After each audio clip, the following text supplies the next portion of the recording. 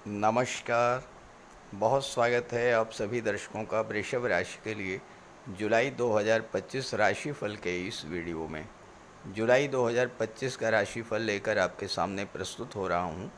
हालांकि वर्कलोड ज़्यादा होने के कारण ये वीडियो थोड़ा विलम्ब से अपलोड कर रहा हूं, फिर भी मेरा प्रयास यही होगा कि जुलाई 2025 में आपकी गोचर कुंडली के अनुसार आपके जीवन पर क्या प्रभाव पड़ेगा, इसका सम्यक विश्लेषण कर सकूं। जुलाई 25 की दो घटनाएं बेहद महत्वपूर्ण हैं। एक तो कर्म के कारक न्याय के देवता शनिदेव 13 जुलाई को वक्री हो रहे हैं और 28 नवंबर तक पूरे 138 दिन तक वक्री रहेंगे। शनि का वक्री होना हमारे कर्म और लाभ पर बेहद गहरा प्रभाव डालेगा। दूसरी महत्वपूर्ण घटना है शुक्र का स्वराशि वृषभ में गोचर करना। शुक्र पूरे एक वर्ष बाद वृषभ राशि में आए हैं और हमें धन, वैभव, समृद्धि, संपन्नता और सुख प्रदान करने जा रहे हैं। तो आइए समझते हैं जुलाई 2025 में ग्रहों का गोचर आपके जीवन पर किस तरह का प्रभाव डालेगा। ये विश्लेषण आपकी चंद्र राशि के आधार पर किया जा रहा है। हालांकि अगर आपका वृषभ लग्न है तो भी आप इस वीडियो को देख सकते हैं। तो ये है वृषभ राशि के जातकों की कुंडली। आपके राशि के स्वामी हैं दैत्य गुरु शुक्र और शुक्र का गोचर कुंडली के लग्न के भाव में ही है। सूर्यदेव धन भाव में गोचर कर रहे हैं। 16 जुलाई को तीसरे भाव में आ जाएंगे। यहाँ पर बुध सूर्य का बुधादित्य राजयोग बनेगा। देवगुरु बृहस्पति धन भाव में अतिचारी अवस्था में गोचर कर रहे हैं। मंगल केतु की युति चौथे भाव में बन रही है। राहु एकादश भाव में है और शनिदेव कुंडली के लाभ के भाव में गोचर कर रहे हैं। देखिए, जुलाई के महीने में मैं अगर ये कहूँ कि बहुत अच्छा है तो भी ठीक नहीं होगा, अगर मैं ये कहूँ कि बहुत ख़राब है तो भी ठीक नहीं होगा। मिश्रित फल इस समय बन रहे हैं जुलाई में, कुछ अच्छा, कुछ खराब, कुछ कड़वा, कुछ मीठा। देखिए, सबसे जो महत्वपूर्ण घटना है वो मंगल केतु का चौथे भाव में गोचर करना। मंगल और केतु दोनों ही अग्नि तत्व ग्रह हैं और सिंह राशि में गोचर कर रहे हैं, जो कि अग्नि तत्व राशि है। चौथा भाव होता है आपके परिवार का, चौथा भाव होता है भौतिक सुखों का, मन की शांति का। मंगल केतु का सिंह राशि में गोचर करना और राहु की दृष्टि पड़ना परिवार के बीच किसी तरह की गलतफहमी को जन्म दे सकता है। राहु किसी छोटी सी घटना को, किसी छोटी सी बात को बहुत तूल दे सकते हैं और परिवार में कलह की स्थिति, तनाव की स्थिति बन सकती है। आपके मन की शांति भंग हो सकती है। इसलिए इस समय आप को विशेष ध्यान रख कर के चलना होगा, अपनी वाणी पर विशेष नियंत्रण रखना होगा। हालांकि मंगल भूमि के कारक हैं, केतु मंगल जैसा ही फल प्रदान करते हैं और राहु की दृष्टि है। राहु अचानक से घटनाओं को घटित करा देते हैं। इस समय भूमि, भवन और प्रॉपर्टी को लेकर के आपका कोई सपना पूरा हो सकता है। कोई भवन या प्रॉपर्टी का सौदा आप कर सकते हैं, कोई वाहन आप खरीद सकते हैं। लेकिन कार्यस्थल पर अप डाउन्स की स्थितियां बनेंगी और कार्यस्थल पर भी अगर आपने वाणी पर नियंत्रण नहीं रखा तो वहाँ भी तनाव की स्थिति बन सकती है। मंगल 7वें भाव के भी स्वामी हैं और 12वें भाव के भी स्वामी हैं। मंगल केतु की जो ऊर्जा है, अंगारक योग की ऊर्जा है। इस ऊर्जा को अगर आपने नियंत्रित कर लिया, अगर आपने मंगल, केतु और राहु की ऊर्जा का सही दिशा में प्रयोग कर लिया तो इस समय विदेशों से जुड़ करके जो कार्य कर रहे हैं, विदेशों से जुड़ करके जो व्यापार आप कर रहे हैं, उस व्यापार में बहुत तेज़ी के साथ ग्रोथ देखने को मिलेगी।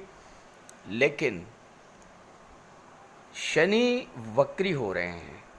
शनि वैसे भी मंद गति से गतिमान होते हैं, जब वक्री हो जाएंगे तो और धीमी गति से गतिमान होंगे। आपके कुंडली में दशम और भाग्य के स्वामी होकर के लाभ के भाव में बैठे हैं। भाग्य का साथ भी मिलेगा, कार्य भी पूरे होंगे, धन का लाभ भी मिलेगा, लेकिन अत्यंत मंद गति से, धीमी गति से आपको लाभ मिलेगा। कार्य भी धीमी गति से पूरे होंगे और भाग्य का भी साथ जिस तेज़ी के साथ आप अपेक्षा करते हैं, उस तेज़ी के साथ आपको नहीं मिलेगा। हाँ, इसके बाद का जो गोचर है 28 जुलाई के बाद, जब मंगल 5वें भाव में आ जाएंगे और मंगल की दृष्टि 11वें भाव पर पड़ेगी। मंगल गति के कारक हैं, शनि गति को मंद कर देते हैं। मंगल के आने से आपके कार्यों की गति बढ़ेगी, आपकी इनकम में वृद्धि होगी और भाग्य का भी तेज़ी के साथ मिलेगा।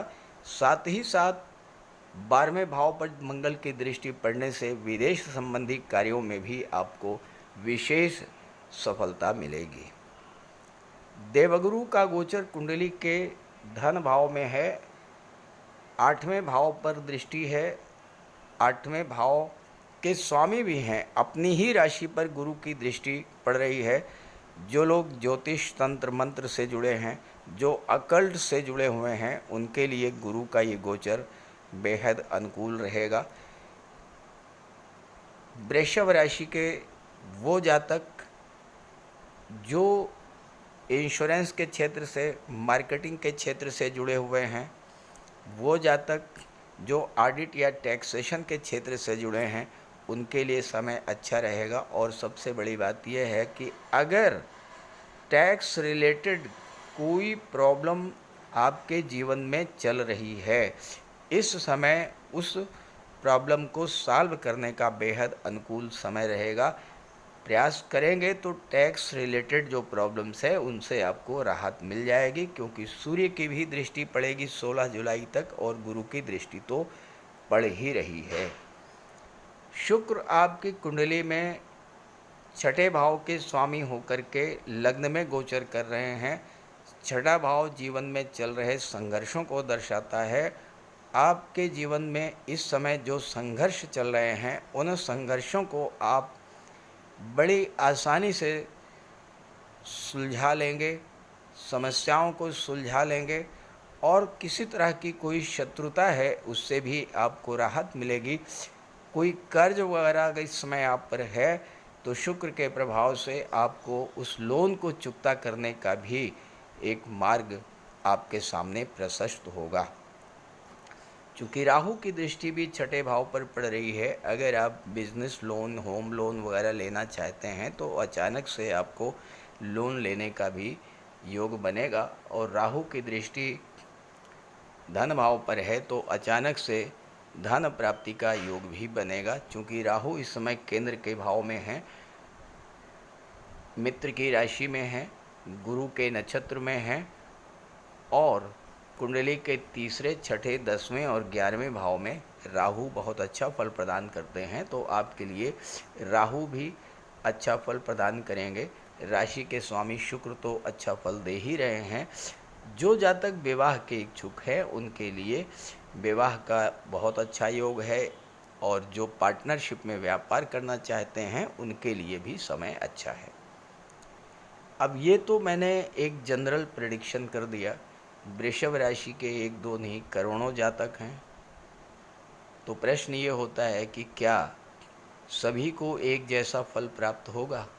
तो ऐसा तो बिल्कुल नहीं है, क्योंकि ना तो आपको पता है और ना ही मुझे पता है कि आपकी जन्म कुंडली में ग्रहों की क्या स्थिति है।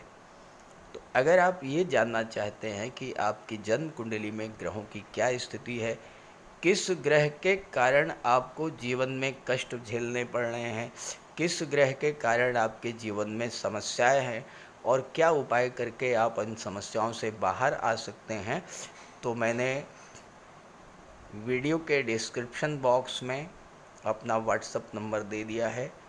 8 बजे से 11 बजे तक आप कॉल कर सकते हैं और उसके बाद व्हाट्सएप मैसेज पर अपनी समस्या भेज सकते हैं।